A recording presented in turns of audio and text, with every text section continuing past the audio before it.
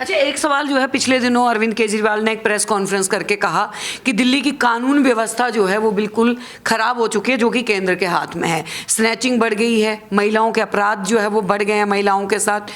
क्या मानते हैं आप? क्योंकि उनका ये कहना है कि मैं सीएम होके मैंने जब इस बात को उठाया तो 3 बार 35 दिनों के अंदर मेरे ऊपर भी हमला हुआ।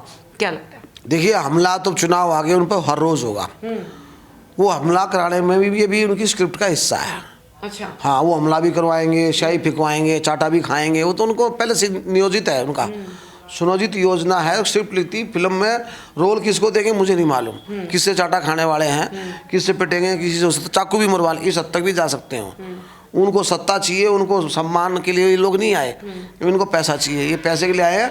बड़े बड़े मकान चाहिए इनको, बड़े मकानों में रहते हैं लोग, बड़े पर्दे चाहिए इनको, बड़ी बड़ी स्क्रीन पे टीवी देखते हैं, फिल्म देखते हैं, और स्विमिंग पूल रात को तैरते हैं स्विमिंग पूल के अंदर ये लोग। ये आम आदमी नहीं है, तो आम के भी बाप हैं। तो आम भैया बाप है, आम नहीं है। तो कुल मिला करके ये तो खतरनाक लोग हैं। ये तो ज़बरदस्त दिल्ली को इन्होंने लूट लिया है। दिल्ली के लोग माफ़ नहीं करने वाले इनको। और उसके अलावा क्या सवाल था आपका, बताओ जी? लोकसभा सीट में जो है, लोकसभा चुनाव में प्रचंड कानून की बात, अभी आपने कानून की बात की। मुख्यमंत्री जी कितने साल से हैं? 11 साल से। कितनी बार पुलिस कमिश्नर साहब के साथ बैठक हुई इनकी? कितनी एलजी साहब के साथ? पुलिस तो लेकिन बीजेपी के पास है ना। फिर नो, सुनो मैडम, सुनो। मैंने एक बात आपको पहले बोली है, मैं विपक्ष में विधायक रहा हूँ, विपक्ष का। बिल्कुल। मैंने अब मान लो पुलिस का कोई मामला मेरे सामने आता है, तो क्या मैं पुलिस का विषय नहीं उठा सकता? मैं पुलिस कमिश्नर साहब से टाइम लूंगा तो पुलिस कमिश्नर साहब मुझे टाइम देंगे। बिल्कुल देंगे। ठीक है, मैं एलजी साहब से समय लूंगा तो एलजी साहब मुझे समय देंगे। मैं कोई पक्ष रखूंगा तो वो उनको सुनेंगे मेरे को। कोई भी ऑफिसर है, उसकी जवाबदेही है जनप्रतिनिधि को सुनना और उसकी समस्या का हल करना। ये जनप्रतिनिधि का व्यवस्था को नहीं जानते तो मैं क्या कह सकता हूँ। तो ये कानूनी व्यवस्था 11 साल से वो दिल्ली के मुख्यमंत्री हैं। और जब उन्होंने चाटा खाया तब भी पुलिस थी ना वहाँ पे, थी या नहीं थी? बिल्कुल थी ना। अभी इन्होंने वो पानी डलवाया अपने ऊपर, उसको एसिड का रूप दे दिया, तो लोग उनमें गुस्सा भी है। लेकिन लोग में गुस्सा होते थे, लोग ऐसा बेचारे किसी भी मुख्यमंत्री पे ऐसे हमला नहीं कर सकता सामान्य आदमी। ये सब क्यों पीएम मोदी के ऊपर अगर हमले हो सकते हैं पंजाब में, तो स्क्रिप्ट कैसा? नहीं, मोदी साहब पे हमला नहीं हुआ। मोदी साहब को घेरा गया। हाँ, ठीक है ना। हमला नहीं हुआ, सॉरी। मोदी साहब पे कोई हमला नहीं हुआ और ना होगा। और ईश्वर उनकी लंबी आयु दे, उनको स्वस्थ रखे। और मुख्यमंत्री दिल्ली भी खुश रहे, उनको भी लंबी आयु दे, वो जीतते रहे, लेकिन जान के ना मरे, किसी से मरवाए नहीं। ऐसा मेरा अनुरोध उनसे भी है। और दिल्ली कानून व्यवस्था बहुत बड़ा शहर है, दिल्ली की कानून व्यवस्था अच्छी है, कोई किसी प्रकार की दिक्कत नहीं है। कई घटनाएं कुछ आपसी रंजिशें होती लोगों की, वो अलग विषय हैं। और मैं तो मुख्यमंत्री से पूछूंगा कितनी बार कानूनी व्यवस्था को लेकर के आपने मीटिंग्स बुलाई हैं, वो रिकॉर्ड्स होंगे आपके पास, क्योंकि मिनट्स बनती हैं। सरकार एक विभाग के साथ बैठक करती है, मैं भी किसी के साथ बैठक करूँगा तो उसकी मिनट्स बनती है। आज मैं फलान से मिला, इस इशू पे मिला, और वो रिकॉर्ड होता है कि उसमें क्या निर्णय संबंधित हमारे अधिकारी ने लिए हैं। तो मिनट्स बनती है, आप मिनट्स दिखाओ कितनी मीटिंग आपने चर्चा की 11 साल में कानून के ऊपर। कानूनी व्यवस्था बेहतर होनी चाहिए, ये हम भी पक्ष में हैं इसके, वो भी पक्ष में है, और हमारा लीडरशिप जो है वो भी पक्ष में है। लीडरशिप तो ये तो नहीं चाहती कि कानूनी व्यवस्था बिगड़ जाए। आप बाहर से लोग आतंकवाद करने आते थे दिल्ली में, देश में, वो नहीं हो रहा ना। तो काबू किया है ना लीडरशिप ने, सीमाएं मजबूत की है लीडरशिप ने, हमारी नरेंद्र मोदी साहब हमेशा बहुत अच्छा काम कर रहे हैं। लेकिन आदमी को राजनीति करने के लिए कुछ भी कहे, तो मैं तो वो गृह मंत्री जी से कितनी बार मिलने गए आज तक कानूनी व्यवस्था को लेकर के। वो इतने गंभीर है दिल्ली के लोगों के लिए। मैं कह रहा हूँ अपने जो विषय वो तो पूरे नहीं कर पा रहे, वो तो सोचते अपने विषय तो मैं कर नहीं पाया, मैं घिर गया, मैं बंगले में घिर गया, मेरा पर्दाफाश हो गया कि मैं आम आदमी नहीं रहा। वो गाड़ी बढ़िया गाड़ी, वो सिक्योरिटी बहुत बड़ा बंगला, स्विमिंग पूल, वो शायद सुनने में आया टॉयलेट भी ज़बरदस्त, वो वैसे है जो विंटर्स में हीट देते हैं और उसको ठंडा लगेगा नहीं, तो ठंड को समझ नहीं पाएगा, वो तो गर्म रहेगा, तो वो ज़्यादा गर्म हो जाएगा तो मुश्किल ना हो जाए। तो दूसरा वो जो आनंद ले रहा है वो बेचारे गरीब को तो आनंद दे दो। एक दिन कम से कम गरीब लोगों को तो उस कोठी में बैठा दो, हमारे जैसे लोगों को, कि हम वहाँ बैठ जाए, उसके हम पर्दों का, उसके बड़े स्क्रीन की टीवी में फिल्म देख लें हम। तो ये लोग समझ गए दिल्ली के सामान्य आदमी नहीं है, ये असामान्य आदमी है। और ये शुरू से ही ये गरीब ना था ना है, ना ये आम आदमी था ना है। 5 लाख रुपए सैलरी इसके घर में प्रारंभ से आती है। 2.5 लाख रुपए इनकी बीवी जी लेती थी, 2.5 लाख ये लेते थे। गाड़ी इसके पास अच्छी थी, बंगला इसके पास था। ये ड्रामा करता था, वो छोटी सी गाड़ी कहाँ गई इसकी, वो छोटी गाड़ी कहाँ, वो वैगनार नीली गाड़ी कहाँ है, वो तो बेचारे ने तो नहीं कहाँ किसको डिगा डुगू दिया उसको, तो ना इसको पुराना सामान बीवी को छोड़ के तो कुछ है नहीं इसके पास, बाकी सारा ना है। कुलवंत जी, एक अंतिम सवाल जो है वो मैं और लूँगी। कुलवंत जी, दिल्ली में पहले गठबंधन हुआ, लेकिन एक अंतिम सवाल ये है कि कहीं ना कहीं अपना जो वर्चस्व है उसको भी बचाने की कोशिश कर रही है कांग्रेस पार्टी। दिल्ली के प्रदेश अध्यक्ष देवेंद्र यादव जी लगातार दिल्ली जोड़ो न्याय यात्रा निकाल रहे हैं। क्या इस बार दिल्ली में कुछ उनकी सीटें जो है वो आ पाएंगी, क्या लगता है? देखिए, कांग्रेस का सवाल का जवाब तो कांग्रेस देगी। वो न्याय यात्रा कर रहे हैं, हम उसका स्वागत कर रहे हैं। अच्छा, किसी न किसी को उनके द्वारा न्याय मिल जाए। अन्याय भी उन्होंने बहुत लंबे समय तक दिल्ली के लोगों के साथ और देश के लोगों के साथ किया है। अब वो न्याय दिलाने के लिए निकले, अच्छी बात है, किसी को न्याय मिल जाए। और उनकी सीट कितनी आएंगी कितनी नहीं आएगी ये तो निर्णय जनता करेगी या कांग्रेस पार्टी बताएगी। इसका सवाल का जवाब मैं नहीं सकता कि मैं उस पार्टी से संबंध नहीं रखता। बिल्कुल। बीजेपी का क्या लग रहा है इस बार दिल्ली में, बीजेपी आ रही है? भारतीय जनता पार्टी में बहुत स्पष्ट रूप से कहना चाहूँगा, भारतीय जनता पार्टी जो कहती है सो करती है। और भारतीय जनता पार्टी ने दिल्ली को का बहुत काम किया। मदन लाल खुराना साहब जो दिल्ली को अपना, तो एमसीडी क्यों छीन गई? दिल्ली को अपना मंदिर मानते थे और उस मंदिर के वो अपने आप को पुजारी मानते थे। और खुराना साहब ने भी दिल्ली को संवारने का काम किया है, साहिब सिंह साहब ने भी दिल्ली को संवारने का काम किया है।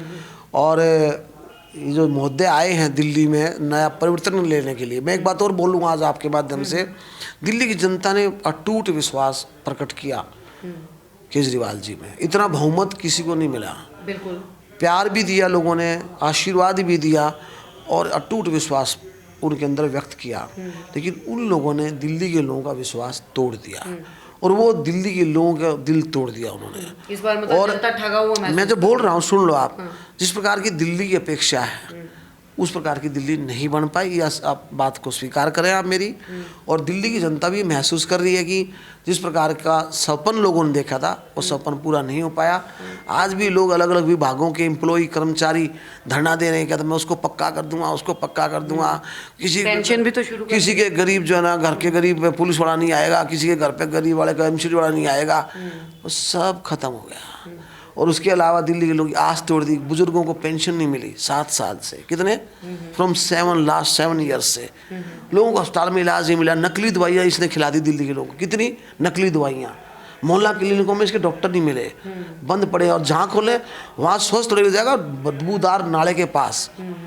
तो इनके लोगों ने तो संपन्नता प्राप्त करी। इनकी गाड़ियाँ जब शुरू में, मैं एक बात बोलूँगा, जब पहला सत्र हुआ विधानसभा का, जब ये प्रथम बार चुने गए तो इनके सभी विधायकों की गाड़ियां दिखाई गई थी कैमरे पे कि इसके पास ऐसी गाड़ी है, स्कूटर से आया, रिक्शा से आया, एक तो कोई शायद आम आदमी की तरह, हाँ एक शायद ऑटो से आया था आम आदमी। वो आम आदमी विशेष आदमी बन चुके, वीआईपी बन चुके, उनकी गाड़ियां जाकर देखो आप। ठीक है, दूसरे बारे में बोलना बड़ा आसान है, ठीक है ना। और खुद हम क्या है इसका आकलन करना भी बड़ा कठिन है।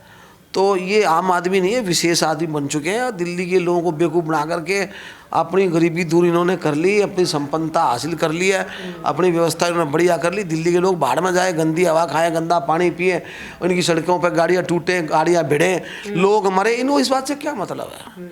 इनको इस बात से मतलब नहीं। इनके बच्चे पढ़े ना पढ़े, गंवार रहे, कॉलेज बने, अस्पताल बने ना बने, इनको क्या मतलब है? इनको तो गद्दी चाहिए और लोगों में एक साबित करने में हमारी तो एलजी साहब के साथ कोऑपरेशन नहीं है, झगड़ा करके रखते हैं, हमारे तो केंद्र साथ अच्छे संबंध नहीं है। अच्छे संबंध बनाओ ना भाई। अच्छे संबंध बनाने के लिए किसने भी लेकिन बोला आपको? आप अच्छे संबंध रखो, मीठा बोलो, बुक्का दे के आओ, अच्छे से व्यवहार करो, पॉलिटिक्स कम करो, काम ज़्यादा करो, तो व्यवहार अच्छा रहेगा। आप उनके अंदर बात करके आते हो, हाथ जोड़ते हो, काम कराते हो, भाड़ा करके उनकी उतारते हो, तो कैसे रिलेशन अच्छे रहेंगे? आप राजनीति भी करते हो, तो भाई राजनीति करने की जगह राजनीति करिए। लोगों के डट के काम करते हैं 4.5-5 साल, लास्ट के 6 महीने खूब राजनीति करो, ठोको सबको। लेकिन इस व्यक्ति का व्यक्तित्व सच में, मैं आत्मिक रूप से बोल रहा हूँ, मैं ऐसा व्यक्तित्व का व्यक्ति मैंने देखा नहीं। और नेता को ऐसा नहीं होना चाहिए। नेता दिशा देता है, नेता मार्गदर्शक होता है और नेता का कमिटमेंट बड़ा पूरा होना चाहिए। तो लोग वो आदर्श होता है, बिल्कुल। लोग उनसे प्रेरणा लेते हैं। ये नेता दिल्ली में एक भी दिल में जगह बना पाया किसी जनता के, तो मैं अच्छा, जनता आपको आज भी याद करती है? जहाँ जहाँ हम जाते हैं, जिस जिस क्षेत्र में आपके द्वारा काम किए गए हैं, वहाँ पे जनता आपको काफ़ी जो है वो प्यार करती है कि जो काम हुआ वो कुलवंत राणा जी ने किया हमारे क्षेत्र में। और दिल्ली की अगर बात की जाती है तो शीला दीक्षित को याद किया जाता है। नहीं, उन्होंने गलत, मैं देखिए माफ़ी चाहूँगा उन लोगों को, साहिब सिंह साहब को याद करना चाहिए, खुराना साहब को याद करना चाहिए। खुराना साहब ने दिल्ली के लिए बहुत काम किया। आप जितने ब्लू बोर्ड्स देख रहे हैं, मेट्रो देख रहे हैं, और जितनी भी फैसिलिटीज़ हैं, खुराना साहब और साहिब सिंह साहब ने मिलकर दिल्ली को आगे बढ़ाया, और दिल्ली उन्होंने बहुत बेहतर की थी। मैं कह रहा हूँ सब कुछ कर दिया था, ऐसा नहीं है क्योंकि 5 साल में सब कुछ नहीं होता, उसके लिए 15 साल चाहिए कम से कम। तो मैं ये कह सकता था बेहतर दिल्ली होती अगर 15 साल दिल्ली के लोग भाजपा को देते।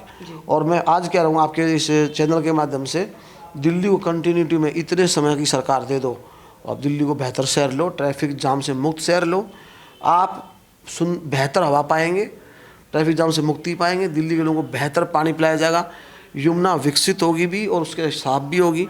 आप दिल्ली को देखेंगे तो मज़ेदार दिल्ली होगी, शिक्षा व्यवस्था बहुत अच्छी मिलेगी, स्वास्थ्य सेवा अच्छी मिलेंगी, यातायात व्यवस्था अच्छी मिलेंगी। दिल्ली में लोग कहेंगे मैं जाके रहना चाहूँगा, ऐसा लोग चाहेंगे। आज दिल्ली के लोग 50% लोग गुड़गांव चले गए हैं, NCR में चले गए, सोनीपत चले गए, नोएडा चले गए, गाजियाबाद चले गए, लेकिन दिल्ली से लोग भाग रहे हैं क्योंकि यहाँ एक दिन में एक ही काम होता है, काम करने की क्षमता यहाँ घट गई शहर की, और गड्ढों में और सड़कों पर तनाव में लोग झेल रहे हैं तनाव। 2-2, 3-3, 4-4 घंटे सड़कों पर खड़े रहते हैं लोग, उनका तेल भी ज़्यादा खर्च हो रहा है, उनका समय भी ज़्यादा खर्च हो रहा है, और उनका आउटपुट कम निकल रही है, और लोगों के BP बढ़े हुए हैं, लोग बीमार हो रहे हैं। और तुम लोग भी जब जाते होगे सड़कों पे तो तुम्हारा भी तनाव बढ़ जाता होगा, लाइन देख करके, इतना बड़ा जाम देख करके, अरे कहाँ फंस गया बाइक गोड़, ठीक है ना। तो ये आम बात है। तो इसको दिल्ली को इन्होंने गंदा बना दिया है। और भारतीय जनता पार्टी के पास विजन है, हम लोग विजनरी पार्टी हैं, हम परिवार के, हमारे पास अनुभव हैं, परिवार की सोच को हम लागू करते हैं, और हमारा ध्येय एक ही है, माननीय दीनदयाल उपाध्याय साहब के पंचनिष्ठाओं का पालन करते हुए ये राष्ट्र बेहतर बने, आम आदमी का जो अंतिम गण का व्यक्ति वो शिक्षित और विकसित हो, उस विचार के लिए हम काम करते हैं। कुलवंत राणा भी उसी विचार के लिए काम किया है, और आपके चैनल पर ठोक के बोल रहा हूँ, जो बोला है वो किया है। एक आदमी दिल्ली विधानसभा, इस विधानसभा के अंदर ये नहीं कह सकता कि कुलवंत राणा ने सार्वजनिक रूप से ये बोला और वो ना किया हो। और मैंने कभी बहाना नहीं बनाया कि मेरी सरकार नहीं है, मेरा ये नहीं है, मेरा वो नहीं, नो, हमने जो बोल दिया वो करना है। जनता मेरी मालिक है, और अधिकारी की हर एक विभाग की ये जवाबदेही है कि वो मुझे सुने, और मैं जैसे इलेक्टेड आदमी हूँ, जनप्रतिनिधि हूँ, तो मेरे प्रति उनकी जवाबदेही बनती है कि मैं जो समस्या लेकर जाता हूँ उसका वो हल करें। जी, बहुत बहुत धन्यवाद कुलवंत जी। तो देखिए हमारे साथ में तमाम मुद्दों को लेकर जी तो लोग इसलिए मुझे प्यार करते हैं, और उनको मालूम है कि जो हम डिलीवर करते हैं, अनडिलीवर्ड लोग नहीं, हम कमिटमेंट, और हमारा जो है ना ये ध्येय है, हम इस काम में आए हैं, तो इस काम में हम इस काम के लिए आए कि हम लोगों के चेहरों पे खुशी लेके आए। ये बच्चा हर्षदेव पार्क का है, इसको ये बचपन में छोटी होगी, इसके मम्मी पापा को मालूम है कि इसके घर में जल से, नल से जल नहीं मिलता था। इसका घर में ये बच्ची जब छोटी होगी तो कीचड़ में फंसी होगी, पक्का भी न कभी पक्का, मैंने कीचड़ से निकाला है, पानी की लाइनें डलवाई, इलेक्ट्रिफिकेशन नहीं था, बिजली की तारें डलवाई, बिजली दिलवाई, सीवर डलवाए, इनके यहाँ पार्क बना था 10 साल से, वो पार्क नहीं बन पाया, मैंने शुभारंभ किया था। तो मैं तो पूरी अपनी असेंबली का रोड मैप बना के काम करता। एक बुजुर्ग विदाउट पेंशन नहीं था मेरे टाइम में, एक विडो विदाउट पेंशन के नहीं थी, एक हैंडीकैप विदाउट पेंशन नहीं था। मैं काम करता हूँ लक्ष्यों के साथ, व्यवस्थित रूप से मैं डिलीवर करता हूँ 100% availability, morning to late night तक। तो मेरा काम जो मैंने करके दिया है, ऐसा काम करना सबके लिए मुश्किल है, और जो कमिटमेंट जो बोल दिया तो करना है। तो इसलिए मुझे लोग याद करते हैं, प्यार करते हैं, और मैं भी लोगों के लिए कुछ भी करने के लिए तैयार रहता हूँ। मैंने मुकदमे भ्रष्टाचार के नहीं मेरे ऊपर हैं, 18 मुकदमे मेरे ऊपर थे, लोगों के लिए लड़ाई लड़ी मैंने, गरीबों की लड़ाई लड़ी मैंने। सीलिंग को मैं जेल जाने वाला पहला व्यक्ति था, मैं लोगों की दुकानें बचाने वाला दिल्ली में पहला नंबर व्यक्ति मैं रहा हूँ। तो मैंने आंदोलन भी किए हैं, लोगों की लड़ाई भी लड़ी है, उनके हितों की रक्षा भी की है, और गरीबों के मकान बनवाए और गरीबों के मकान बचाए भी हैं। जी, बहुत बहुत धन्यवाद कुलवंत जी। तो देखिए हमारे साथ में कुलवंत राणा जी जुड़े हुए थे। दिल्ली को लेके जो जो समस्याएं हैं, तमाम समस्याओं के ऊपर हमने बात करी। चुनाव अभी नज़दीक हैं, फिलहाल चुनाव में जो है वो क्या होने वाला है, इस बार क्या वाकई में ही दिल्ली की तस्वीर बदल जाएगी, क्या इस बार वाकई में ही केंद्र सरकार ही दिल्ली में भी आ जाएगी, ये देखना दिलचस्प होगा, या फिर केजरीवाल इस बार भी बाजी मार जाएंगे। आप लोग क्या समझते हैं, हमें ज़रूर बताइएगा। बने रहिए हमारे साथ, देखते रहिए देशवाणी।